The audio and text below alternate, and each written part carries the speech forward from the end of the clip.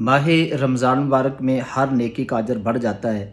اللہ کے پیارے رسول نے فرمایا کہ جو بندہ کسی کو حلال مال میں سے روزہ افطار کراتا ہے تو اللہ تعالیٰ اس بندے سے 3 چیزوں کو دور کر دیتا ہے۔ ایک، اس بندے کے گناہ معاف ہو جاتے ہیں۔ دوسرا، اس بندے کو جہنم سے آزاد کر دیا جاتا ہے۔ اور تیسرا، اس بندے کو اتنا اجر و ثواب ملتا ہے جتنا روزہ رکھنے والے کو اجر و ثواب ملتا ہے، اور اس کے ثواب کے اندر بھی کمی واقع نہیں ہوتی۔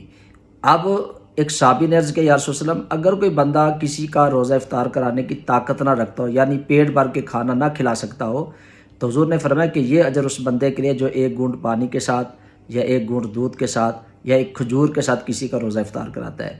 اور اگر کوئی کسی کا پیٹ بھر کے کھانا کسی کو کھلاتا ہے تو حضور نے فرمایا کہ اللہ تعالیٰ اسے کل قیامت والے دن میرے حوض سے سیراب کرے گا، پلائے گا، اور وہ جنت میں جانے تک پھر اس کو پیاس نہیں لگے گی۔